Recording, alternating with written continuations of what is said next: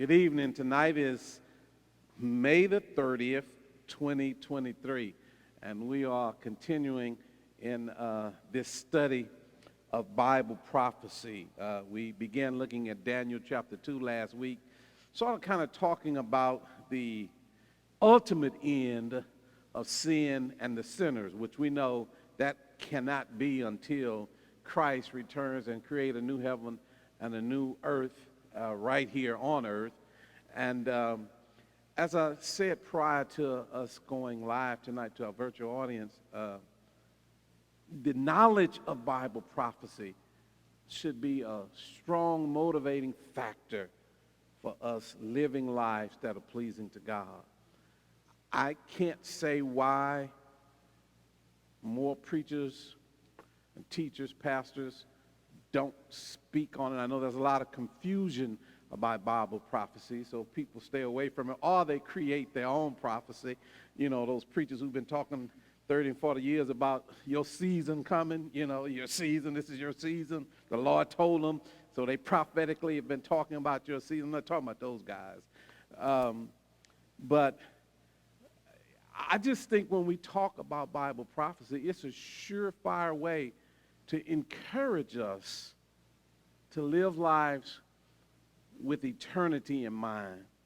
And if we live lives with eternity in mind instead of time, earth in mind, then we will live life in light of pleasing God, knowing that we're going to be with him throughout all eternity, as opposed to trying to live our best life now, with ourselves. So since this is such a controversial, subject, I should say, I feel, especially when I look out in the audience and see there were some of you who were not here last week, I just feel duty-bound to kind of review for a few moments what we said last week and then try to connect it with that of this week. We're going to be looking in Daniel chapter 2, the whole book of Daniel chapter 2, so if you'd like to go ahead and turn there. So I just want to share with some of the things that I said last week. For those of you who were here, act like it's your first time hearing it. The book of Daniel contains some of the most remarkable prophecies in all of the Bible. If you remember, one of the statements I said to us last week was this: it has been said that Daniel wrote history more accurately before it happened than anyone has ever done after it happened. So Daniel, who writes these prophecies, what that statement means, his writing of those prophecies thousands of years before they're even happening right now today is actually more accurate than people who are watching what's happening today and writing the history. That alone, ladies and gentlemen, should, move us to pay attention to this prophet Daniel, who was deported to Babylon at the age of 15, and King Nebuchadnezzar, they, through all of their deportations of going to Jerusalem and bringing young men to Babylon to train them in, their ways and their knowledge and things of that nature and their worship of their false gods, so that they would go back and in turn and lead other Jews away from the true God. Well, Daniel, at a very young age, along with some of his cohorts or co-laborers, which we call them Shadrach, Meshach, and Abednego, which we find in Daniel chapter 2, they actually had other names. Matter of fact, Daniel chapter 2, verse 17, I'm pretty certain that's it. But before they came to Babylon, these young men, Shadrach, Meshach, and Abednego, they had Jewish names. There it is. Hananiah was Shadrach, Mishael was Meshach, and Azariah was Abednego. And so when we hear about those three young men who, were thrown in the fiery furnace, you got to understand all of this kind of happens during that particular time. When Daniel was deported there, these guys, they're over there in Babylon, they're serving under King Nebuchadnezzar, and they having to follow his orders. Well, you know the story about it. They wanted them to not worship the true God for a period, but they continued to worship. They got thrown in the lion den. They wanted Daniel to what? Quit praying to the true God. And Daniel what? Kept praying, and he got what? Thrown in the lion's den. And as I said last week, when we hear these stories of situations in typical Sunday school classes, what tends to happen is it's not enough depth expressed or explained about these things. So even adults will sit in here a story about Daniel in the lion's den, and if the teacher or the presenter doesn't take it deep enough or take it deep enough, well, they'll just think it's just a story about a man had a good night with some lions. But it's so much more to the prophet Daniel, as we talked about last week. He's an extraordinary prophet. He's an exceptional prophet. He was one of the ones who his prophecies, as I said, outside of their accuracy, he just had a long life of integrity. I think we said, last week, he was 15 when he was deported to live in Babylon, but he was 82 when he had the lion's den experience. And in those years, I think somebody counted them up last week, 68 years or whatever, he kept growing in his faith, growing in his faith, growing in his faith, growing in his faith. So when he takes his position and is thrown in the lion's den, you got to understand, he has proven, he has been faithful to God, even under this tyrannical leadership. Even though he was living in Babylon, serving in Babylon, he was still what? True to God, which says so much to us when we think about the places that we live and work as it relates to government and the things that we have to do. And that is about as brief as I can say about the things of Daniel, so I still have time for what we need to talk about tonight. So if you will look at your opening statement tonight, it says, the times of the Gentiles, which is what we began to talk about last week. That's what it was. We divided the period in Christ's return from the time of the Gentiles to the terror of the Antichrist to the triumph of Jesus Christ, and then the timing of the Lord's return. Well, I only had a chance to introduce the time of the Gentiles, and so tonight, that's where we're going to pick up at. We're still talking about the time of the Gentiles, which that'll help make sense also as we kind of move with it, which kind of reminds me of something that we said on Sunday, and one of our visitors kind of caught me in the hallway after church on Sunday, and he was very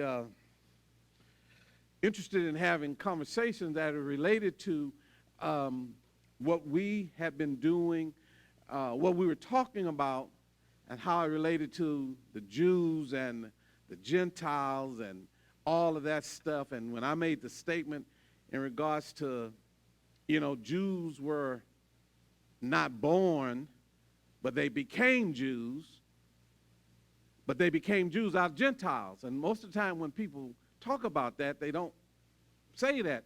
Abraham, who was the father of the Jews, the first Jew, he was a Gentile before he was a Jew. And God didn't change him genetically, as we talked about. God didn't go in and deal with his DNA. The only change that Abraham had was an external change, which was the circumcision. And we got to talking about that as it relates to races, which y'all know how I feel about that. I believe race is a social construct. I don't think it's biblically supported by any means. Acts 17:26 says, from one man came all nations. And so he and I got to talking about that, and he told me something about Kyrie Irving. Maybe afterwards you can tell me about something that he said about Jews, which got him kicked out of the Brooklyn Nets basketball. He was saying a lot of stuff. He said, man, what you saying makes sense. I don't know what I said, but okay. So, when you think of it, which that should deal with this issue of race as well. Ladies and gentlemen, we are all the same color. We're just different shades of one color, melanin. Our melanin is different. But God didn't create an Asian Adam and Eve, and they gave birth to Asians. God didn't create a European Adam and Eve, and they gave birth to European, white. God didn't create ebony, Adam and Eve in Africa, and they gave birth to. God didn't do that. Acts 17:26 says we all come from one man. So we all have to be of the same. And that was very important when you understand about the Jews. So Jews and Gentiles who hate each other still come from the same cloth, because Abraham, the first Jew, was a Gentile. And God only made him a Jew through the circumcision because that nation he chose to create a nation from them and to set them apart so that they could be the lineage of which Christ came in. And again, it had nothing to do with race. It was more about covenant. It was more about, having men in the lineage of Christ that Christ would come from. I mean, last thing you want Christ to come from is the lineage of Babylonians or Nebuchadnezzars. So when you understand all of that, it makes Bible and prophecy and the things so much clearer. So my opening statement says the times of the Gentiles, which we'll make clear what that is, which is the times that actually we live in now. Daniel 2, verses 31 through 44, and Luke 21 through 24. I'll come back and read that. It begins with the fall of the last king of Judah, which is Zedekiah, and it will continue until the return and establishment and reestablishes the throne of David in Jerusalem. So basically, the short of that says the times of the Gentile kind of began in the Old Testament with the last king of Judah, Zedekiah, and that time of the Gentiles started from there all through the 400-something years of silence in between the Old Testament and New Testament to when Christ came on board, all the way to the church is raptured until the time of the tribulation and Christ's return. That whole time would be considered the times of the Gentiles. So we, in fact, are living in a time of the Gentiles. Just for clarity, give me Luke 21 and 24. Daniel 31 and 34, I'll come back to it. Matter of fact, we'll do that one next. Luke 21 and 24. Look what Luke 21 and 24 says.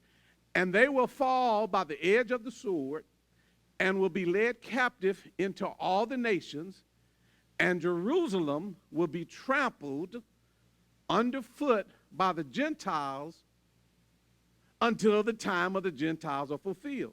Now, we kind of talked about that a little bit in the sermon Sunday. It's just amazing how all these things are coming together, because when I showed you how in the sermon Sunday what Jesus said, because of the Jews who they'd given them everything and given them everything, how they disobeyed him and how they turned away from him, that God said as a result they would be cursed. And so when I talked about Hitler killing all the Jews, and people kind of, oh, where you going with that, Pastor? Well, Jesus says in the Bible, the Jews people would be punished and they will be cursed, and they, as a result of their disobedience. Long before Hitler in Germany did the Holocaust and created and killed all the Jews, Jews have been mass killed many times before that. You just got to look at it in the Bible. Now, that's not me playing down it as it wasn't something, but I also want you to know that's a biblical explanation for what happened to the Jews. And God doesn't have any problem with using other folk, even enemies of other folk, to punish his folk. We see that all through the Bible. When God would send enemies of the children of Israel who were Jews and do what they did to them out of their disobedience, God all the time through the Bible used that. And he said he would do that until, which this prophecy tonight will kind of make sense. I'm trying to put it all together. After the time of the Gentiles is lifted, which is during the time of the tribulation, after the Antichrist and all of that one world system stuff we're going to talk about, after that happens, and then God is going to allow them to reestablish the relationship so he can fulfill his promise to the Jews. But right now, it's the time of the Gentiles. And during this time, Jews will be punished in many, many different ways. So Hitler was just a tool in the hands of God. And we don't like hearing that because we think that God shouldn't be like that. Well, God killed more people than that in the flood. And who are we going to blame that on? right? I mean, y'all remember Genesis chapter 5 and 6, 7, he killed more people than that during the flood. And then in Numbers chapter 19, well, after Moses do all this thing, God called the ground to open up and to swallow up Jews who were being what? Disobedient to God. And this is what we have to know about prophecy and Bible, so that no one can lead us astray and have us hating certain races or hating certain things, not understanding that the sovereign, provident hand of God is behind all those things. God has a right to judge everything that he created. We made that plain Sunday with the Play-Doh example of our children. When our children make Play-Doh, they have the right to make it whatever they want. When they get tired of it, they smash it down and make something else out of it. They're the creators of it. God is the creator of humans. God has a right. God didn't create humans for humans. God created humans for himself. We keep trying to rob God of his glory. So when you put all of that stuff together, and I guess I do have to read some verses, sake of time. I want to read verses 31 through 44 in Daniel's chapter 2. It says, O king, now remember what happens here. Well, I'll read it and it'll make sense. Well, no, before that you got to know. King Nebuchadnezzar had a dream, for those of you who wasn't here last week. He had a dream. He had many dreams.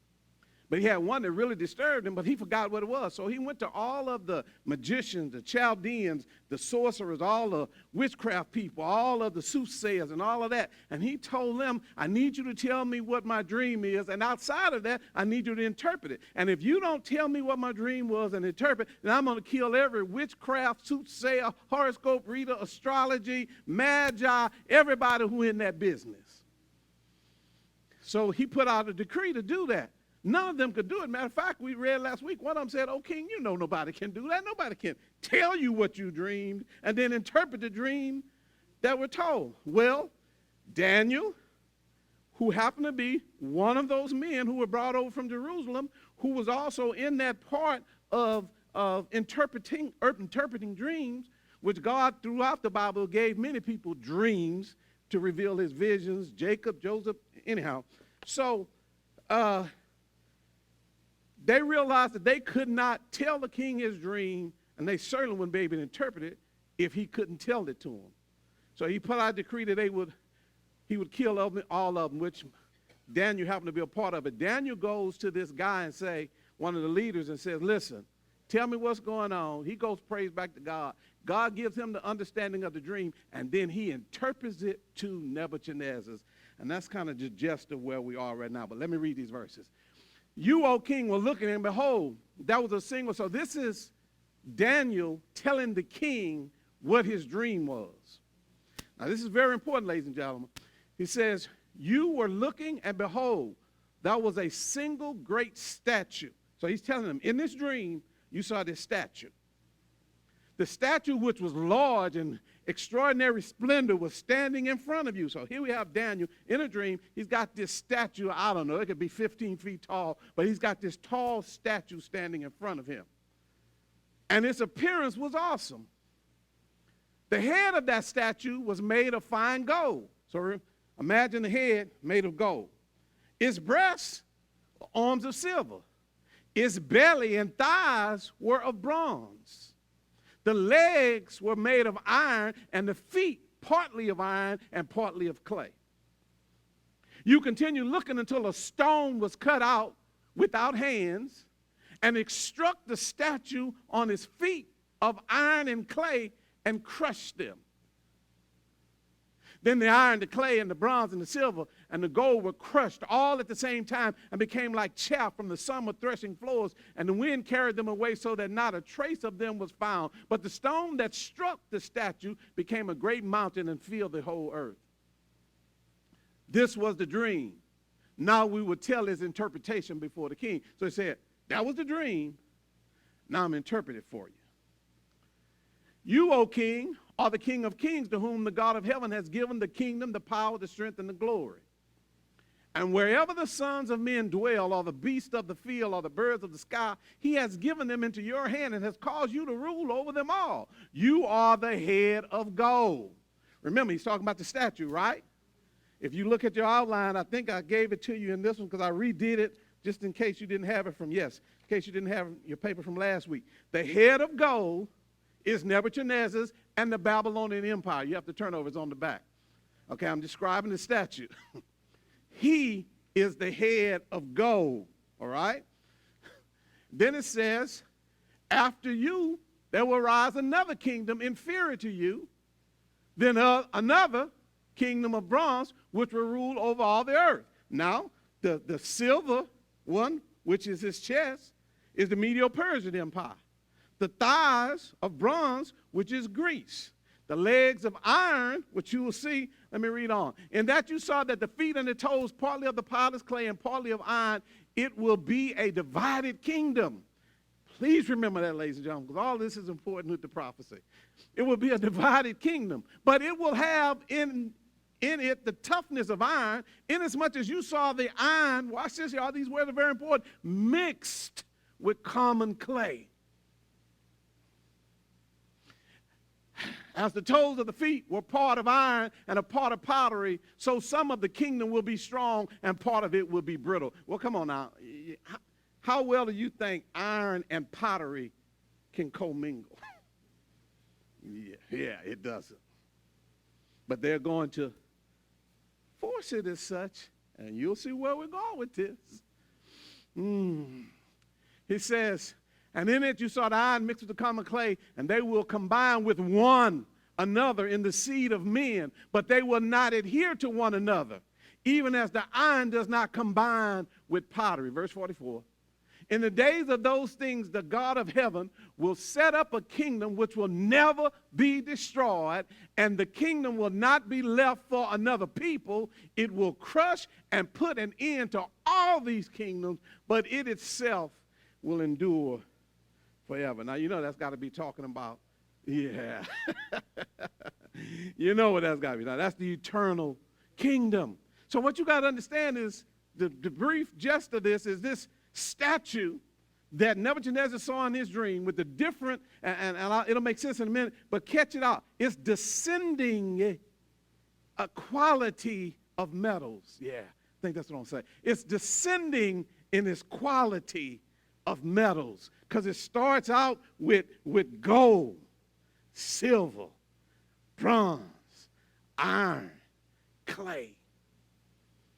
Each one of those represent empires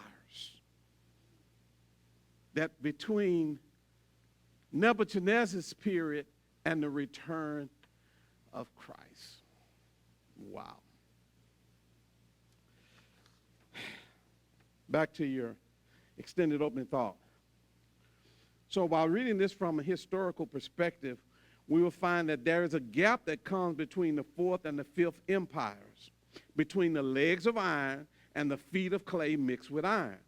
The gap is obvious because there is no Gentile empire in history that corresponds to the empire of iron and clay, which Daniel tells us in chapter 7 will be a confederation of 10 nations that will come together as a revived Roman Empire. This is where the information on the video I showed you, earlier this year about one world religion, this is where it comes into play. This is where it comes into play. Now, I'm going to read you some quotes from that for those who are watching us virtually, and then if you get a chance, don't do it tonight while I'm teaching in case you forgot.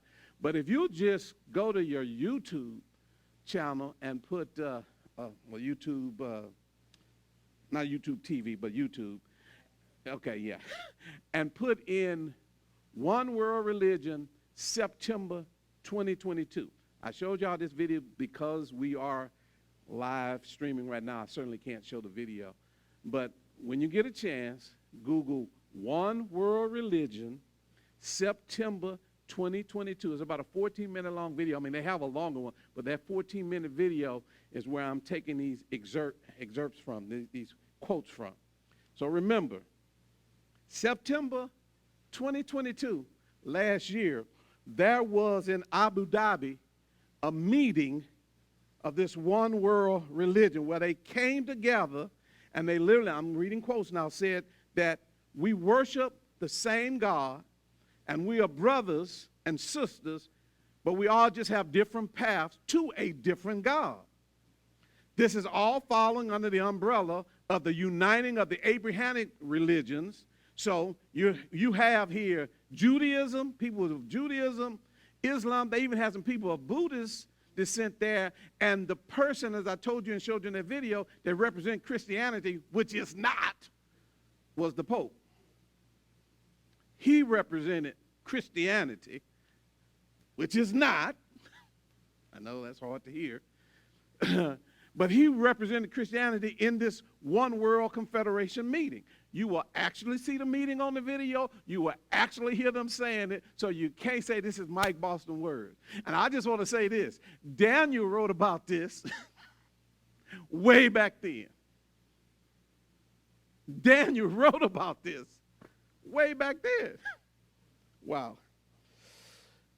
So they had this meeting in September 22 where they would come together and say there's different paths to the God, falling under the umbrella of uniting, in religions, Judaism, Christianity, Buddhism, and of course, like I said, it wasn't a real Christianity. Another quote, they thought that from the Abrahamic family house being built in Abu Dhabi, where they built this religious center that would house Muslim, Buddhists, and Catholics and all of this. And I showed you even the video said over the door of the house they built, well, all these people had this meeting to recreate this one world religion. Over the door of it, it says in their language, God has no son. Not S-U-N, S-O-N.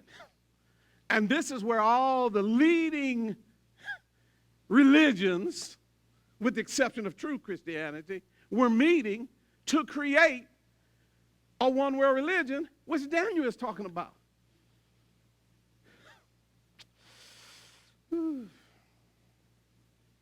I didn't give you this, but 2 Thessalonians 2 and 4. While you're getting that, I'm going to read something. 2 Thessalonians 2 and 4.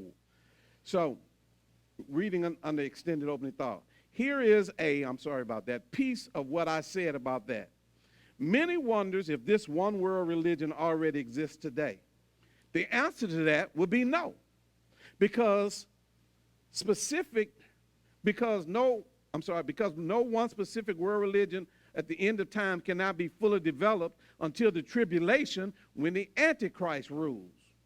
However, the growth in religious, and here's the term pluralism, which is interfaith dialogue that promotes the idea that all religions are equal, and the erroneous teaching that many ways lead to God or to heaven all exist today. Well, these views certainly foreshadow what Scripture predicts will be more prevalent in the future when the world unites under one religion under the power of the Antichrist. Because what is happening is this stuff is being put in place, and once it's put in place, the Antichrist is going to come and start from a political position by saying there's going to be peace in the world. He's going to create some pseudo-peace in the world, and everybody's going to fall up under it because saying, okay, this got to be of God, this got to be of Christ, because he just established peace in the world.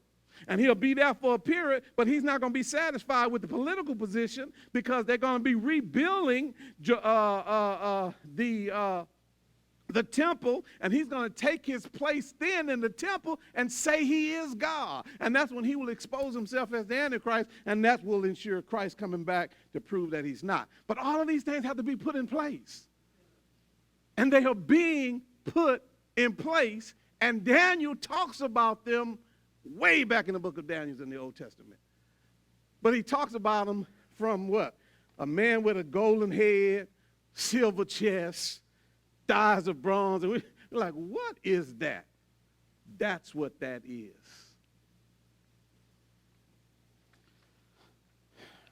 Second Thessalonians 2 and 4, read it. It says, who opposes and exalts himself above the ever so-called God, small g, or object of worship, so that he takes his seat, there it is, in the temple of God, displaying himself as what? Being God. That's what the Antichrist is going to do, but he's going to first come and solve political issues. And once he create pseudo-peace and pseudo-solving political issues, do you understand now why the times are so turbulent in politics? Ladies and gentlemen, they're going to get even more turbulent. I don't care who you vote in office. We keep thinking if we vote this man in office, he the very man who God wants in office so that he can continue to create the confusion. So the Democrats blame the Republicans for this, and the Republicans blame the Democrats for this, and the Libertarians blame everybody for this, and then none of us pointing at Satan because he's the one behind it. So folk who are Republican get mad at Democrats, folk who are Democrats get mad. But we don't deal with the real enemy.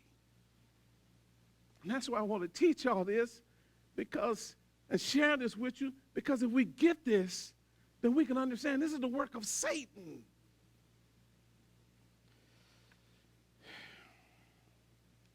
Pope Francis, who's in office now, at this meeting, which he was there representing Christianity, he never ever mentioned Jesus Christ. So how can someone who is leading the Christianity part of coming together, uniting, how can he be our leader if he never ever mentions Christ? That's why he was okay with having the meeting in a pyramid in Abu Dhabi. And if you know the sign of the pyramid and what it represents, he was okay with having a meeting in this pyramid-shaped building in Abu Dhabi with a sign on it says, God has no son. You'll see all of that when you click that video. So this pluralism, which talked about terms of difference in skin color and even gender and race language, you got to understand why even this issue now with transgenderism and all this other stuff is going, it was just, first it was okay if you just was gay, but now it's other isms in it and all of this. Ladies and gentlemen, and this is what they agreed even in this particular thing. The difference of, I'm reading again from their thing, in skin color, gender, race, language, and culture, he said, are expressions of the wisdom of God and creation, and who created religious diversity, which is permitted by God, false, and therefore any coercion to a particular religion and religious doctrine is unacceptable. So as you can tell, they are not saying here that these events lead to Jesus Christ, who is the Son of God, the Messiah, the only way to heaven. He's not saying that. He's literally saying that God created diversity. He's all right with diversity in religion, and we can have diversity in religion, and let's just all unite under diversity, and let's unite under different ways to God. Anybody heard that lately?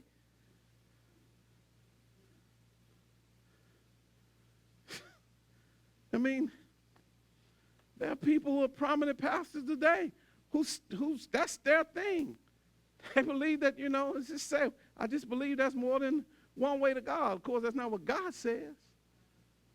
But this is what this eclectic group of supposedly people coming together came up with. So they basically say we're going to get along together, but we don't need Jesus Christ to get along. We don't need the truth. We don't need salvation. We just need to come together and unite under this and agree that you got your way to get to your God. I got my way to get to my God. People bought into it because Oprah said it. And Joel Osteen said it, and T.D. Jakes have said it. These big mainline people, and now the Pope says it.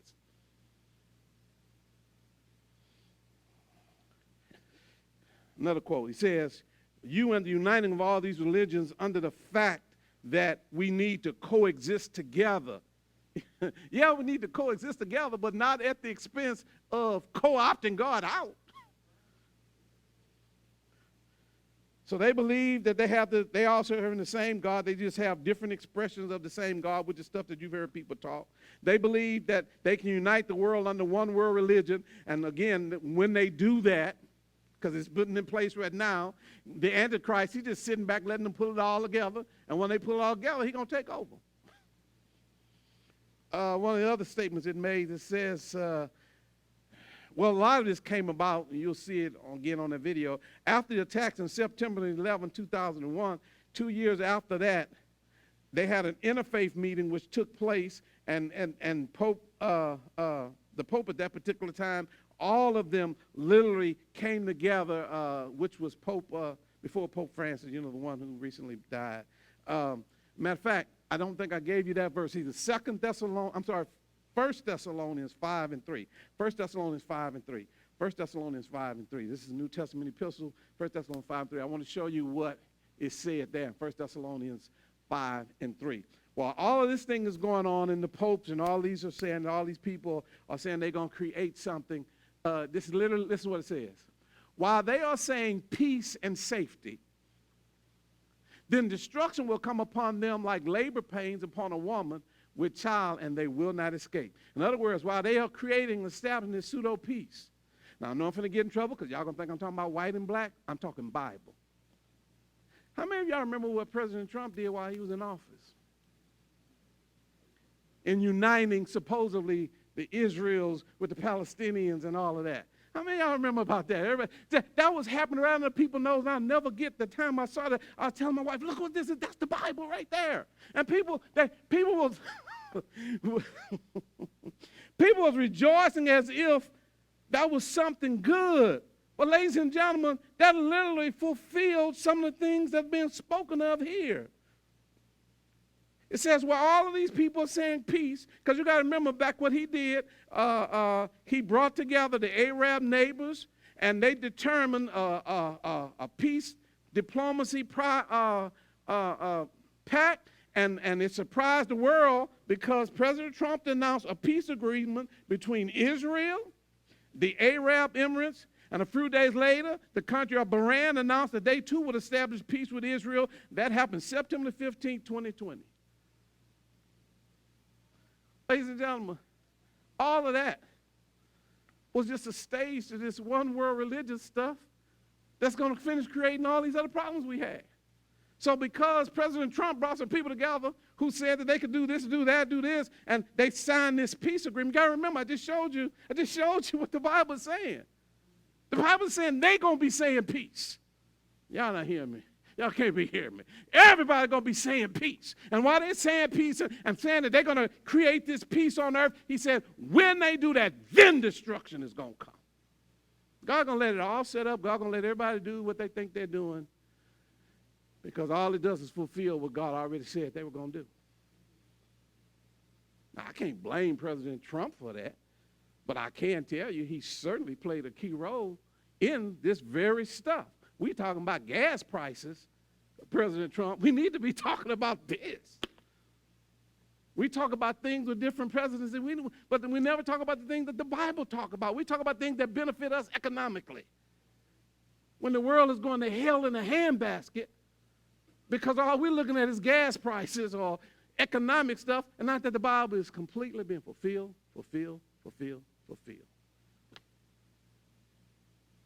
That's how you got all those people 2 years later in one building. You know, September 22? Because this meeting I'm talking about happened in September 20. So they said, okay, we'll come together for peace, and we'll bring all the people together except for true Christians, because there was no representative of any true Christians there. I know you said, are you saying Captain's not true Christians? I'm going to say this, a Christian is followers of Christ. Now, you do the rest of the math. Christians are followers of Christ. Christ ain't a good dude. Christ is God. So when you put all of these things together, ladies and gentlemen, that's so much more I can read in notes. I'll leave that alone and get to the rest of your paper. But all of these things kind of happen, and they're happening, and we're sitting around debating stuff and missing the enemy's work right in front of us. And when you understand Bible prophecy, no one can pull any shade or wool over your eyes. So let's look now at the outline review. Time of the Gentiles, which I read those verses 33 through 34. What we see in this is the 5 empires in succession that would rule over Israel. but it is pictured as a statue with declining, okay, I wrote it, with declining grades of metal until the supernatural stone. Look at Luke 20:18. Who y'all think the supernatural stone is? Come on now. Yeah, and you remember in Genesis, boy, I want to try, that's not even in my notes, but it just came to me. This is Genesis 3:15 when he says, you will bruise the heel or something like that. Somebody find that for Genesis 3:15, 16, somewhere. Find it, the one about bruising, because I just got to put all this together. But anyhow, right here in Luke 20:18 says, everyone who falls on that stone will be broken into pieces. But whomever it falls, it will what? Scatter him like dust. Again, you got to remember, those particular things we talked about. The gold is an empire, the Babylonian Empire. The silver is the next empire, the Medo-Persian. The bronze is Greece. The next is the Roman Empire. And then that mixture in number 5 where it says the last Gentile empire of history, the unstable combination, I'm reading off of your paper, of clay with iron suggests a loose, anybody saw that? I put bold, confederation of nations that will exist in the era of old Roman Empire. Why is it loose, Luann? You know why it's loose, because you can't mix metal with pottery.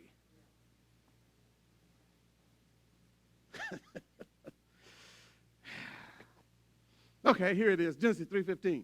He says, and I will put enmity between you and the woman, and between your seed and her seed, and he shall bruise you on the head, and you shall bruise him where? On the heel.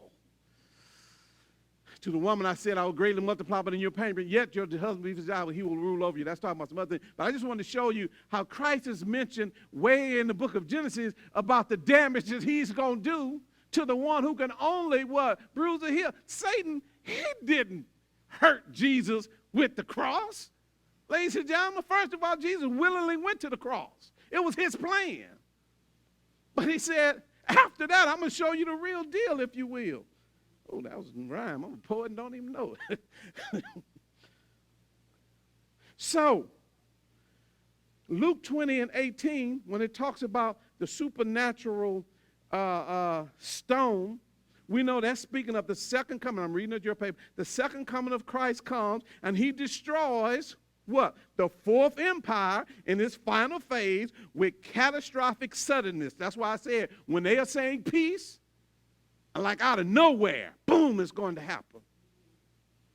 That's what it's talking about. Daniel 2:34-35 talked about that. Daniel 4:45. Christ's total shattering of Gentile power will result in the establishment of his millennial kingdom, the ultimate what? Eternal kingdom. Yeah, thank you. Daniel 2:34-35 says, you continue looking until a stone was cut out without hands. Okay? So nobody can claim anything because this stone was cut out without hands. And it struck the statue. What statue is talking about? The statue that Nebuchadnezzar saw, the tall statue, which represents all of the nations. He said it was struck without hand. I'm sorry, it was cut out without hand. And it struck the statue on his feet of iron and clay. Why? Because at that particular time, those are the only nations that are there. And hitting him on the head, the Babylonian nation wasn't there. Hitting him in the chest, that nation wasn't there. Hitting him on the thigh, that nation wasn't there. But the nation that existed at that time were the ones at the feet. Verse 35. Then the iron and the clay and the bronze and the silver and the gold were crushed all at the same time and became like chaff from the summer threshing floors, and the wheat carried them away, and not a trace of them was found. But the stone that struck the statue became a great mountain and filled what? The whole earth. Look at verse 44-45. In the days of those kings, the God of heaven will set up a kingdom which will never be destroyed. And that kingdom will not be left for another people. It will be crushed and put to an end to all of these kingdoms, but it itself will endure forever. Verse 45. Inasmuch as you saw that a stone was cut out of the mountain without hands, and that it crushed the iron, the bronze, the clay, the silver, the gold, the great God has made known to the king what will take place in the future, so that the dream is true and the interpretation is trustworthy. So what you got to understand, what he's just telling, we're back in Daniel chapter 2, this is Daniel telling the king about his dream. And the dream goes from his time all the way until Christ's second coming. That's the time of the Gentiles. Because when Christ comes, he's going to set up an eternal kingdom. That's what Revelation 21 is about. And I saw a new heaven and a new earth. Because the old heaven and the new earth had what? Passed away. It didn't just kind of fade away. It was destroyed. You know, and people kind of get that mixed up, and they're like, I've been saying this for over 20-something years now. Listen, America's going to be destroyed. America's going to be destroyed long before those nations over there are destroyed. The stuff that we're talking about here in Revelation, America will be destroyed long before that. We're killing ourselves. Well, some are killing themselves. They're trying to make this a great nation, which, as I showed you in the Gospel of Luke, the time for that has passed. God is, in the essence, we've kind of already been judged. If we don't turn to Christ, it's a wrap. What's going to happen? God's not going to relent and I'm not going to destroy America. He is. But guess what? He don't have to do it his own. I'm going to go back to what I said initially. God don't have a problem with using an enemy of you to destroy you. Y'all not hearing me. Keep watching news. Keep looking at what's happening in North Korea. Keep looking at how Putin is telling, America. I know those things that fell in our city were given to the Ukrainians by the Americans. And since you Americans are giving them weapons to hit my house, this is what Putin said, I'm bolsterizing it. He said, all right then, I'll come after you Americans. See, we're going to be riding on 610 one day, and you see a missile and go like, what happened? Boom.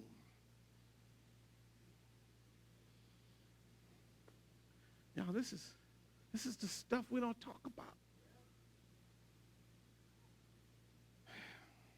And I don't say this to scare you, because I find joy in it. I know that sounds crazy, but the joy I find in it is how the Bible, almost 3,000 years later, is exactly, directly, to the pinpoint accuracy, saying what Daniel said back then.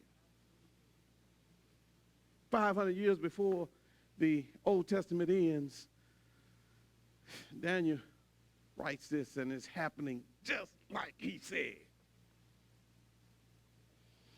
So, when we turn over, wow, I get caught up in this stuff. Let's go. I've already expressed what you have in front of you is Daniel's dream. This prophecy about the succession of world empires was confirmed to Daniel 48 years later when the Lord gave him a dream. And that's recorded in chapter 7, which we're going to get to that. And that's the reason for those verses being added. So when you see the head of gold, I showed you in chapters 2 where you have verse 32, 37, 38, but also if you'll notice under each one, I have it in chapter 7, verse 14 and 17. Why I have it in chapter 7? Because, again, later when God had and what's recorded in chapter 7 is the dream that God gave Daniel, which explained fully the dream that Nebuchadnezzar had in chapter 2.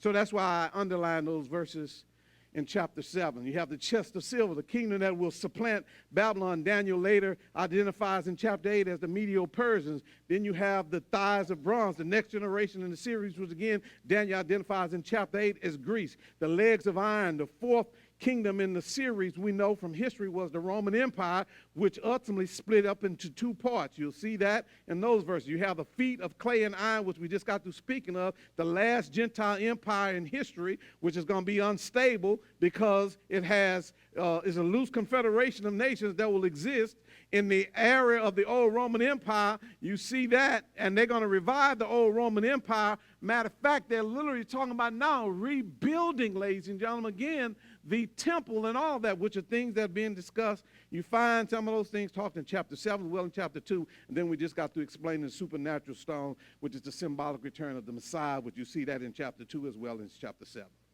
So, my closing remark for tonight will simply be this, under clarity. Now, regarding the one world religion, one specific truth that we know is that there is coming a time on earth, just before the return of Jesus Christ, when there will be a worldwide religious system. Revelation 17 talks about that. Matter of fact, get that verse from it.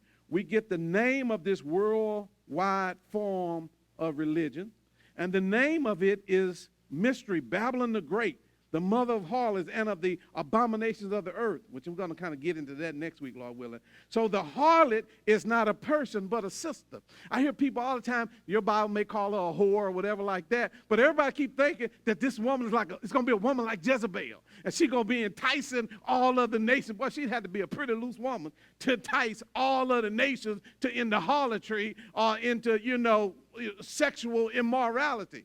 And so there are people who teach this harlot, the whore, in Revelation as a woman, but it ain't a woman. It's a system. It's a Babylon. Okay. The harlot is not a person. It's, Revelation 17:5, it says, and on her forehead a name was written, a mystery, Babylon the Great, the mother of harlots and of the abominations of the earth. And I'll kind of give you the brief of it, and we'll start this next week. Harlotry in the Bible always refers, when not referring to an actual harlot, to idolatry. So anytime you see in the Bible the word harlotry or whore, if it's not talking about a specific person, then it's talking about idolatry. Anybody remember what Nebuchadnezzar was all about? He wanted them to commit idolatry. Idolatry is worship something other than God. The Nebuchadnezzar wanted to be worshiped. Remember, that's why the 3 Hebrew boys got thrown in the fiery furnace. That's why Daniel got thrown in the lion's den, because they would not commit idolatry and worship them. Hopefully next week I'll have a better explanation for it. But anyhow, every form of idolatry and false religion was spawned out of the original false religion that developed at Babel. Anybody know about the Tower of Babel? Well, they were together, working all together. They were getting ready to build this tower, say we're going to go up to heaven and see if there's a God here. And God says, I think it's Genesis 11, I know, Doc, somewhere around about that. He said, I'm going to confuse their language. I'm going to come down. So, 1 minute they was building a stairway to heaven. Song. They was building a stairway to heaven, and because God confused their tongue, so the guy who was normally saying, hey, pass me some mud, pass me a brick, they couldn't even communicate no more. That's where you get the term Babel from. You also understand as it goes with Babylon. Anyhow, I'll teach that next week. Every form of idolatry and false religion was spawned out of the original false religion that developed at Babel. And when God scattered the people all over the globe in different languages, he scattered their cult and their Babylonian cult as well. And so Babylon was the originating place, and all the harlot children of Mother Babylon will come home to Mother in the end. And the same Satan who spawned them all will regather them in one final form of world religion under the name of the whore, the harlot, Babylon the Great. I hope y'all can begin to see this connection. Thank you so much for joining us tonight.